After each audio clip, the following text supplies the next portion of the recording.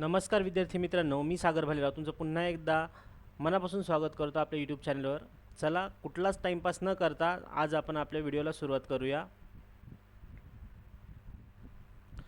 बघा, आज आपण घेणार आहे रायगड जिल्हा चालक पोलीस दिनांक 13 सप्टेंबर 2021 रोजी झालेला पेपर. तिची वेलांटी चुकली. ठीक आहे. तुम्हाला जर आपली पेड बॅच हवी असेल स्पेशल PYQसाठी तर आपल्या विवेकानंद अकॅडमी ॲपला प्लेस्टोअरमधनं डाउनलोड करा. ठीक आहे. त्याची लिंक मी डिस्क्रिप्शनमध्ये देऊन ठेवतो. ठीक आहे. चला, आजच्या व्हिडिओला सुरुवात करूया. बघा, आजचा पहिला प्रश्न. दिलीप त्याच्या घरापासून 1 मीटर पूर्वेला चालला, नंतर उत्तरेला 3 किलोमीटर चालला, नंतर डावीकडे 90 अंशाच्या कोनात वळून 5 किलोमीटर अंतर चालला, तर दिलीप त्याच्या घरापासून कोणत्या दिशेला व किती अंतर पोहोचला. बघा, बुद्धिमत्तेचा प्रश्न आहे. आता यामध्ये आपल्याला दिशा ज्ञान असणं आवश्यक आहे. आता दिशा कशा काढायच्या मी पहिले ते सांगतो, नीट बघा. आता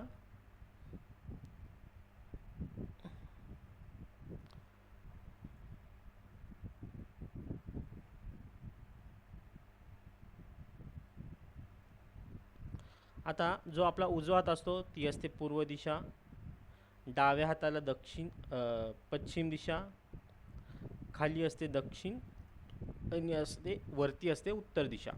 आता भरपूर मुलं कन्फ्यूज होतात कशामध्ये, त्यांना बाकीच्या उपदिशाच माहीत नसतात. खूप सोपं आहे, एक ट्रिक आहे. त्यासाठी आपण पूर्व पश्चिम दक्षिण उत्तर ह्या दिशा काढल्या. आता सुरुवात इथून करायची. मग इथं असं बोलायचं, वाघ इकडं आला नाही. हे ना लक्षात ठेवायला खूप सोपं आहे. वाघ इकडं, इथं वाघ इकडं आला नाही. ठीक आहे. म्हणजे ही झाली वायव्य, ही झाली ईशान्य, ही झाली आग्नेय आणि ही झाली नैऋत्य. या झाल्या आपल्या दिशा. आलं लक्षात. आता याला मी जरा वेळासाठी याला थोडंसं बाजूला ठेवतो. याला अच्छा ठीक आहे, इथं ठेवतो. ठीक आहे. आता प्रश्न बघा. आता काय आहे, दिलीप त्याच्या घरापासून 1 किलोमीटर पूर्वेला चालला. आता त्याचं घर समजा इथं सेंटरला आहे. तो त्याच्या घरापासून 1 किलोमीटर पूर्वेला चालला. ठीक आहे. 1 किलोमीटर पूर्वेला गेला. नंतर उत्तरेला 3 किलोमीटर चालला. आता उत्तर दिशा वरती आहे म्हणून तो उत्तरेला गेला 3 किलोमीटर. नंतर डावीकडे 90 अंशाच्या कोनात वळाला. आता डावीकडे म्हणजे त्याचं तोंड जर उत्तर दिशेला असेल तर त्याचा डावा हात इकडे येईल, म्हणजे तो इकडे वळेल. कितीला? तो 5 किलोमीटर चालला. 90 अंशात वळून 5 किलोमीटर चालला. मग आता इथून हे जे सरळ अंतर आहे हे झालं 1 किलोमीटर. म्हणजे इथून तो वळाला,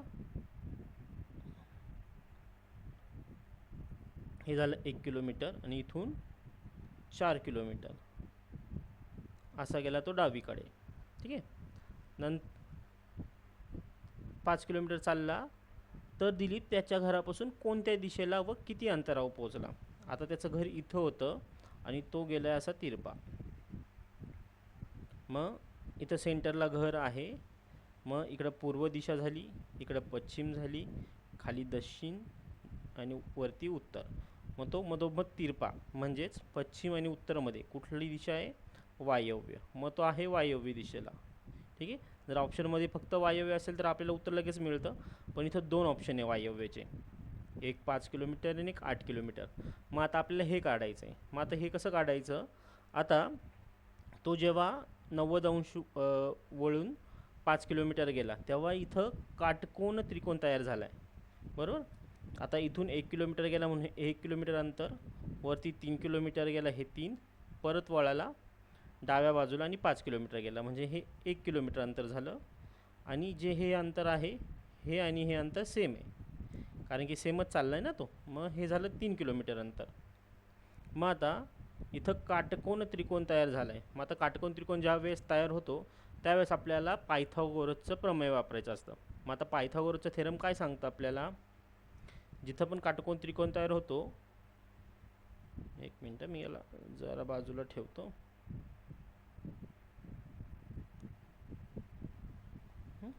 आता काटकोन त्रिकोणाचा थेरम काय सांगतं, आता 90 डिग्री जिथं तयार होतं, मग तिथं आपल्याला ही एक बाजू काढायची असेल तर आपल्याला काय करायचं असतं, हा जो कर्ण असतो, त्रिकोणाच्या 3 बाजू असतात. एक असतो पाया, एक असतो उंची, पाया, लांबी आणि हा कर्ण. मग पाया ही झाली उंची किंवा लांबी आणि हा झाला कर्ण. मग आता आपल्याला 90 अंशाचा कोन झाला. मग 90 अंशाचा कोन काय सांगतो की कर्णाचा वर्ग, जर आपल्याला 2 बाजू दिल्या आहे तर कर्णाचा वर्ग बरोबर पायाचा वर्ग बरोबर अधिक उंची किंवा लांबीचा वर्ग. मग आता इथं आपल्याला 2 बाजू दिलेल्या आहे, त्या 2 बाजूंचा वर्ग करायचा. मग हा कर्ण आपल्याला मिळेल. मग 2 बाजूंचा वर्ग किती आला, पाया आपल्याकडे आहे 3, मग 3चा वर्ग येतो 9, 4चा वर्ग आला 16. मग ह्या कर्णाचा वर्ग आपल्याला मिळेल. मग 16 9 किती झाले, 16 9 झाले 25. पण मग हे 25 कसे आले, हा वर्ग आला. मग हा 25 कसला वर्ग आहे, तो आहे 5चा वर्ग. म्हणजेच 5चा 2 वेळा जर गुणाकार केला तर 25 येतो. मग 5चा वर्ग 25, म्हणून आपलं उत्तर आलं 5. मग तो कुठल्या दिशेला गेला आहे, तो वायव्येला गेला आहे, पण 5 किलोमीटर. म्हणजे ऑप्शन 2 हे आपलं प्रश्नाचं उत्तर झालं. ठीक आहे. आता हा प्रश्न बघा, 988च्या रकमेवर 18% दराने 5 वर्षात किती सरळ व्याज मिळेल. आता यासाठी आपल्याकडं फॉर्म्युला आहे, मुद्दल दर काळ छेद 100, आणि मग हे मिळेल आपल्याला सरळ व्याज. ठीक आहे. मग इथं आपल्याला दिलेले 988 गुणिले दर आहे 18%चा आणि काळ दिला आहे 5 वर्षाचा छेदात 100. मग आता हे जर आपण सॉल्व केलं, 5 1 5, 5 2 10, उरले 20, बेन 10 20, बे 9 18, आता परत उरले 10. आता हे 10 तसेच राहून देऊ. ह्या 988 गुणिले 9चा गुणाकार करू छेदात 10. मग आता याचा गुणाकार किती येतो, 9 8 72, 8 7, 9 8 72, 72 आणि 7 79, 8 7, 9 9 81, 81 आणि 7 88, म्हणजे 88 92 छेदात 10. आता हा 10 आहे, याला भागायची गरज नाही, फक्त वरती 1 पॉईंट द्या म्हणजे आपलं उत्तर येईल. मग हा 10 कॅन्सल, म्हणजे आपलं उत्तर आलं 889.20, म्हणजे 889.20 हे आलं आपलं उत्तर. ठीक आहे.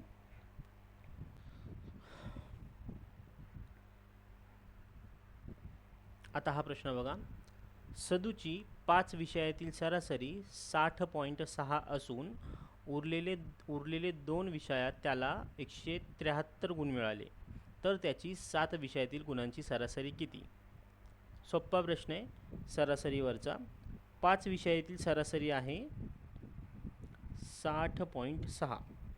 आता सरासरीला जेव्हा आपण एकूण विषयांनी गुणतो तेव्हा आपल्याला त्या एकूण विषयांचे एकूण मार्क्स मिळतात. मग आता ह्या 5 विषयांचे एकूण मार्क्स किती झाले, 6 पंचे 30, 3, 5 5 0 0, 5 3 3 तसाच, 6 पंचे 30, आणि हा पॉईंट आहे म्हणून इथं एक घर सोडून पॉईंट, म्हणजे त्या 5 विषयांची एकूण बेरीज आली 303.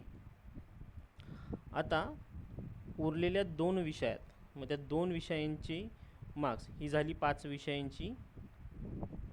विषयांची एकूण बेरीज. आणि जे उरलेले 2 विषय त्यांची एकूण बेरीज आपल्याला दिलेली आहे. मग ती आहे 173. मग ती झाली 173.0. मग ह्या 0शी 0, 3 आणि 3 6, पॉईंटच्या खाली पॉईंट, 7शी 7, 3 आणि 1 4. मग हे झाले 476. हे झाले त्या 7 विषयांचे एकूण गुण. मग आता त्यांची सरासरी काढायची. मग सरासरी काय सांगते आपल्याला, एकूण जेवढे विषय दिले एकूण बेरीज छेदात जेवढे विषय दिले तेवढे. मग 7 विषय टोटल आणि त्यांची बेरीज आहे 776. मग आता या 7नी त्याला भागायचं. मग 7नी भाग जातो, 7 × 42, उरले 5, 7 × 8 = 56. मग उत्तर आलं आपलं 68. मग त्यांची बेरीज त्या गुणांची सरासरी आहे 68. ठीक आहे. आता हा प्रश्न बघा, a + b = 8, a - b = 4. तर a × b - b × c बरोबर किती, b × 2 बरोबर किती. मग आता a + b बरोबर 8 आहे. एकदा लिहून घेतो मी, a + b बरोबर 8, a - b बरोबर 4. ठीक. आता याला सॉल्व करू. आता सरळ सरळ बी कॅन्सल होतो आहे, कारण की त्यांच्यामध्ये वजाबाकी. बी मधून बी गेला, उरला 0. मग ए आणि हा झाला 2a आणि 8 आणि 4 झाले 12. मग इथं आपल्याला एची व्हॅल्यू मिळते 12/2. हा 2 इकडं गुणिले, इकडे जाऊन भागिले झाला. मग बेसकी 12. मग एची व्हॅल्यू आली 6. आता याची जर व्हॅल्यू 6 आली तर साधी गोष्ट आहे, इथं तोंडी आहे की बीची व्हॅल्यू 2 येईल, कारण की 6 अधिक बी. तरी आपण एकदा काढूया. आता एची व्हॅल्यू जर 6 आली तरी आपण ह्या पहिल्या समीकरणात ठेवू. मग पहिलं समीकरण आहे a + b बरोबर 8. एची व्हॅल्यू 6 आली म्हणून 6 इथं ठेवू, प्लस b = 8. आता हा b तसाच ठेवू, हा 8 इकडं अधिक आहे, तिकडे जाऊन तो वजा होईल, म्हणजे 8 - 6. मग बीची व्हॅल्यू आली 2. बरोबर, ए आला 6 आणि बी आला 2. मग आता आपल्याला हे सोडवायचं आहे. मग आता एची व्हॅल्यू जर 2 आहे, ए 2 - बी × 2 बरोबर, हे आपल्याला काढायचं आहे. मग आता एची व्हॅल्यू आली आपली 6. मग 6 × 2 वजा बीची व्हॅल्यू आली 2, 2 × 2. मग याचं उत्तर किती येईल, हे 6 × 2 = 12, हे वजा 2 × 2 = 4. मग 12तून 4 गेले, उरले 8. हे आलं आपलं उत्तर. आता हा प्रश्न बघा, हा पहिली मिनिट व्यवस्थित लिहून घेतो. आहे 1.5 म्हणजे 1.1/2 भागिले 5.307.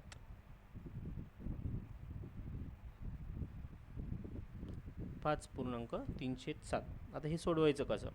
आता लक्षात ठेवा, हे जे 2 असतात असं उत्तर आलं, असं अपूर्णांकाचं उत्तर आलं, पूर्णांकयुक्त अपूर्णांक असं जर उत्तर असा जर प्रश्न आला तर ह्या दोघांमध्ये गुणाकाराचा संबंध असतो आणि तसंच ह्या दोघांमध्ये बेरजेचा संबंध असतो. मग आता हे कसं सॉल्व करायचं, ह्या 2ची आणि 1ची होईल गुणाकार, 2 आणि 1चा होईल गुणाकार, म्हणजे बे 1 बे आणि अधिक 1 म्हणजे 2 × 1 अधिक 1. मग किती झाले, बे 1 बे, 2 आणि 1 3, म्हणजेच 3 हा छेदात 2. आता इकडे भागिले, इकडे काय होईल, मग या 7 आणि 5चा गुणाकार आणि 5 आणि 3चा त्यांची बेरीज. मग 7 5 35, 35 आणि 3 झाले 38 आणि छेदात 7 जसाच्या तसा. आता याला भागिले करायचे, पण याला आपण असंही लिहू शकतो, जसं 3/2 गुणिले याला व्यस्त करायचा. इथं या भागिलेचं ज्या वेळेस आपण गुणिले करतो त्यावेळेस ह्या संख्येचा व्यस्त होतो. मग व्यस्त म्हणजेच काय, त्याला उलटं करायचं. मग 7/38. आता याला आपण सॉल्व करूया. आता सॉल्व करायला यांच्यामध्ये जर दोघांच्यामध्ये जर गुणाकाराचं चिन्ह असेल तर सरळ सरळ यांचा गुणाकार होतो. मग यांचा गुणाकार काय होतो, 7×21 आणि 38 गुणिले 2 म्हणजे 8×2 = 16, 5 × 1 3×2 = 6 आणि 1 7 म्हणजे 21/76. हे झालं आपलं उत्तर.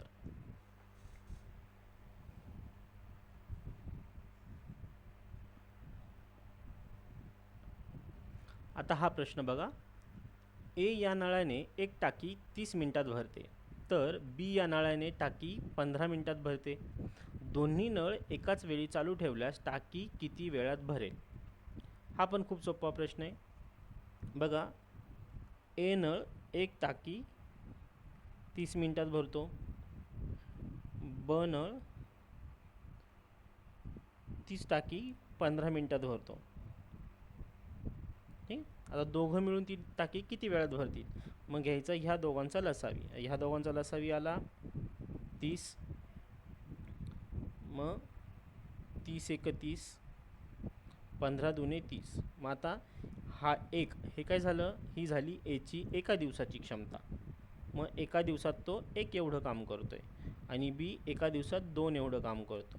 मग ते दोघं मिळून एका दिवसात किती काम करता, तर ह्या दोघांची बेरीज. मग ते दोघे मिळून 3 एवढं काम एका दिवसात करतात. त्यांना टोटल काम किती करायचं आहे, 30 एवढं. मग एका दिवसात जर 3 एवढं काम करता तर 30 एवढं काम करायला त्यांना किती दिवस लागेल, यासाठी त्या दोघांचा भागाकार.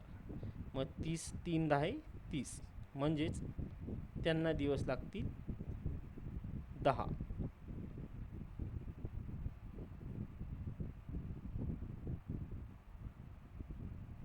ओके, ते 10 मिनटात ते टाकी भरतील. सॉरी, इथं चुकलं, दिवस आलं माझ्याकडनं.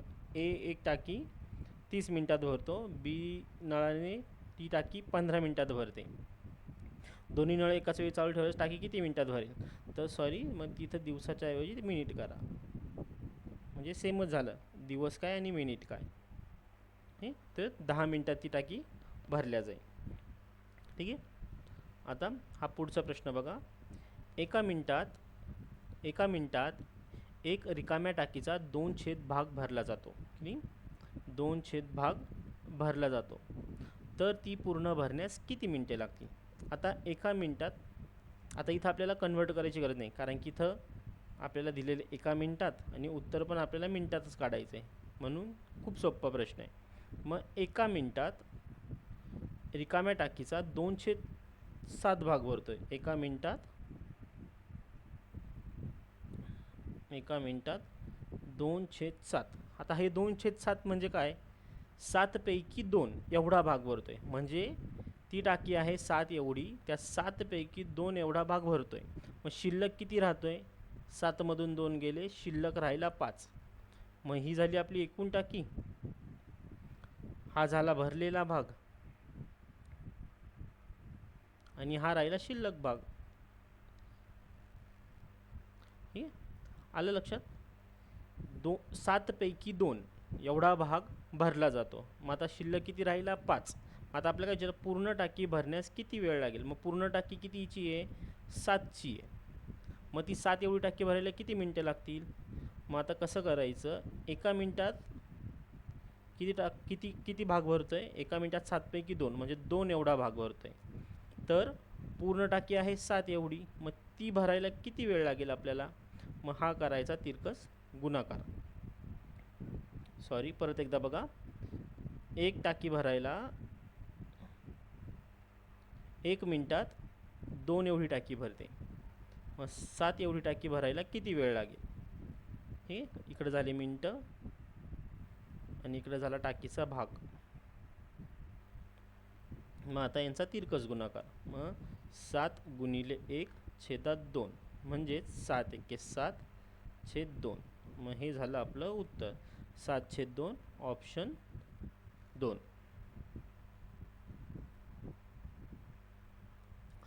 आता हे बघा,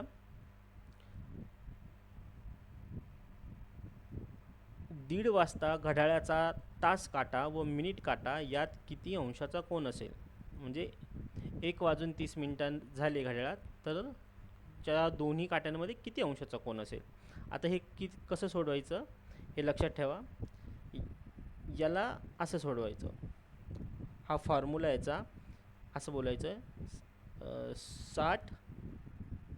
60 तास वजा 11 मिनटं छेदात 2, हे असंच बोलायचं. हे असं लक्षात ठेवायला सोपं होतं. 60 तास वजा 11 मिनटं छेद 2. आता 60 तास म्हणजे काय, की उदाहरणात जे दिलं आहे ते तास, म्हणजे 60 गुणिले तास. किती तास आहे इथं? 1 तास 30 मिनटं आहे ना. मग 60 गुणिले 1 वजा 11 मिनटं. मिनटं किती आहे? 30 मिनटं. म्हणून 11 गुणिले 30 आणि इथं छेदात झाले 2. आता हे सॉल्व करायचं आहे. 60 है 60 वजा 11 त्रिक 33 छेदात 2. आता 330 मधून 60 गेले, किती उत्तर आलं? हे आलं 270. 330 वजा 60 हे 13 6 4 10 हे 7, हे आलं 270 उत्तर, बरोबर. छेदात 2. मग बे एके बे, बे त्रिक 6 उरला 1, बे पंचे 10. मग हे आलं 135 अंश. ऑप्शन 3 हे. हा फॉर्म्युला लक्षात ठेवायचा. असे एक्झाम्पल आल्यावर असं त्याला डायरेक्टली असं बोलायचं, 60 तास वजा 11 मिनटं छेद 2, म्हणजे आपल्या लक्षात राहतं. ठीक आहे. आता हा प्रश्न बघा. 4 गवंडी रोज 6 तास काम करून एक भिंत 6 दिवसात बांधतात. 2 गवंडी रोज 8 तास काम करून तेवढीच भिंत किती दिवसात बांधतील? आता याच्यासाठी पण फॉर्म्युला आहे, पण लक्षात ठेवायची गरज नसते, तरी मी सांगतो. यासाठी आपल्याकडे फॉर्म्युला आहे MDHचा, MDH आणि MDH बरोबर MDH. पण इथं दुसरं काम, हे झालं पहिलं काम,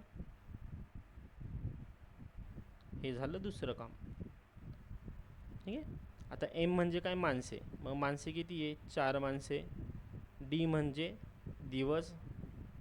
H म्हणजे आर्स, 6 तास, एक भिंत.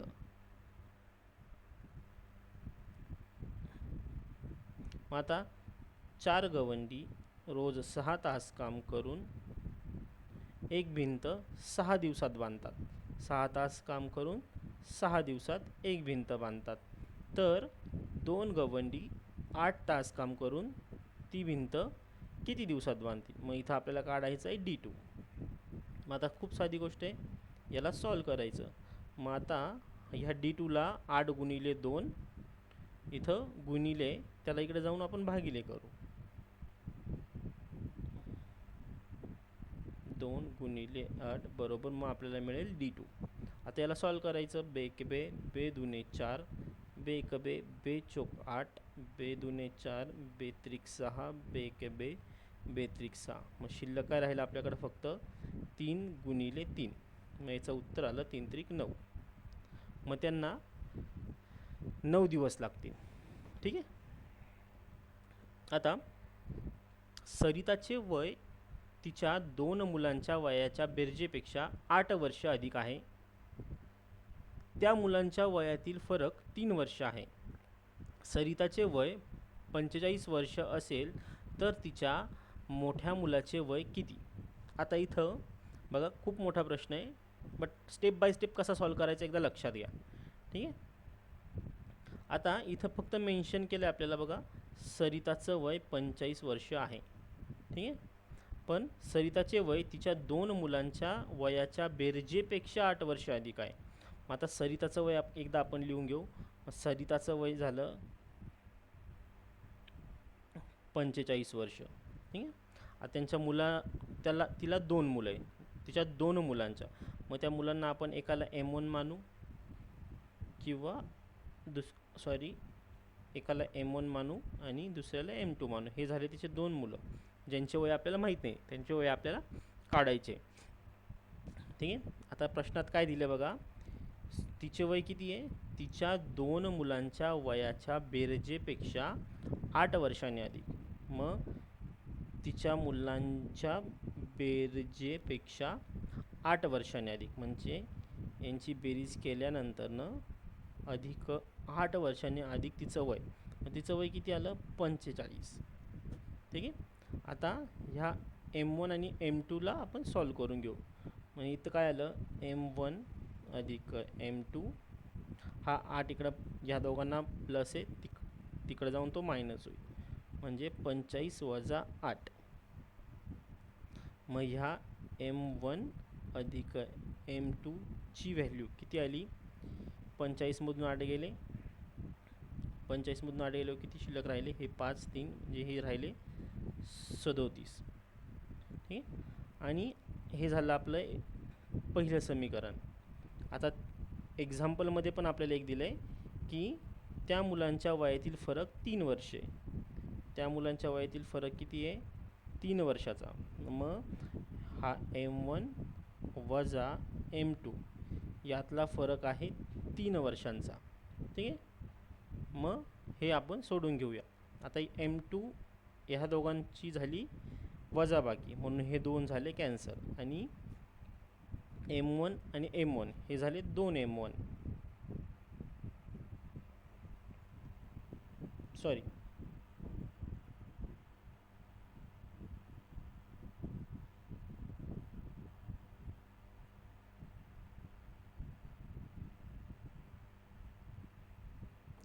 आता इथं परत एकदा लक्ष द्या, इथं आता हा प्लस आणि हा मायनस आहे, मग यांची वजाबाकी झाली. ठीक आहे.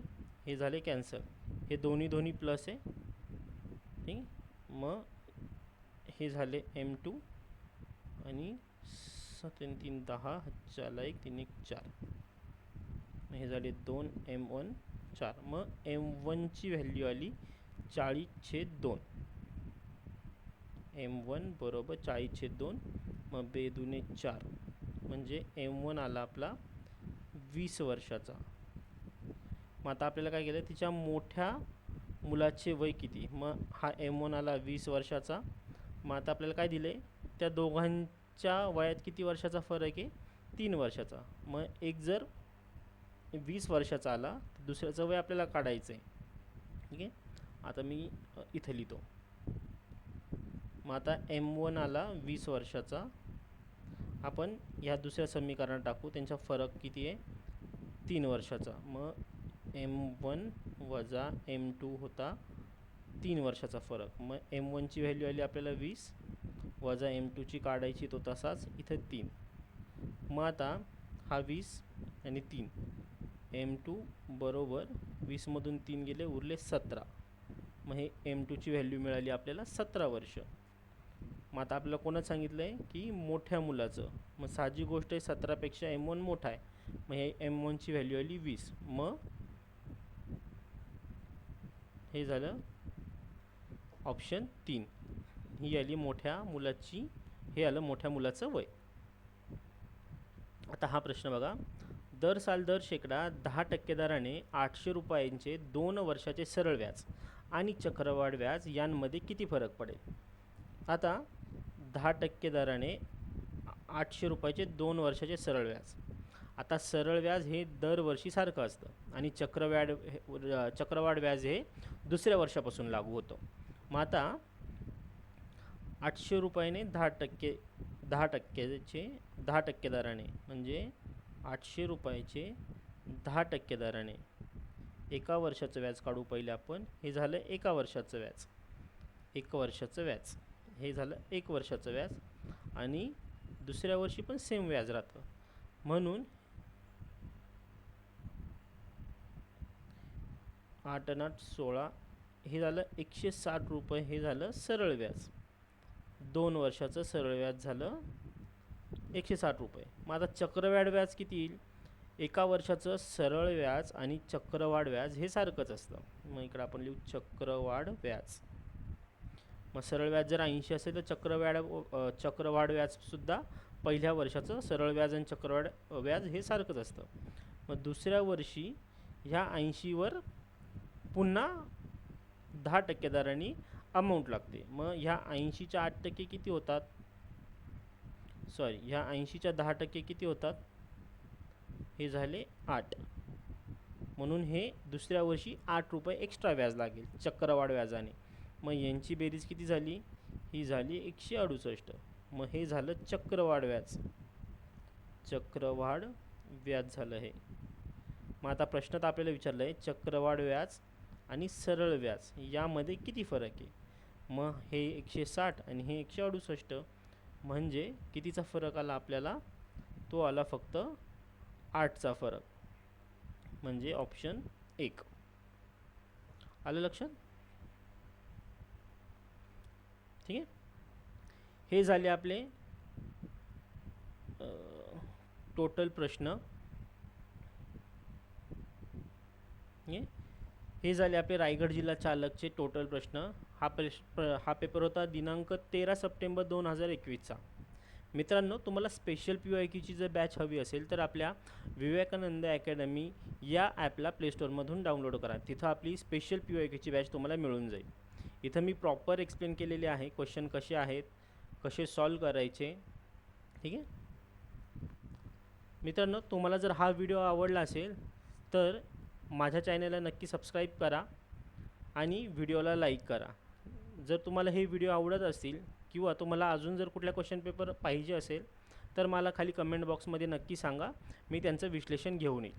चला, आजसाठी इथंच थांबतो. आशा करतो की येणाऱ्या भरतीमध्ये हे प्रश्न तुम्हाला फायदेशीर ठरतील. धन्यवाद.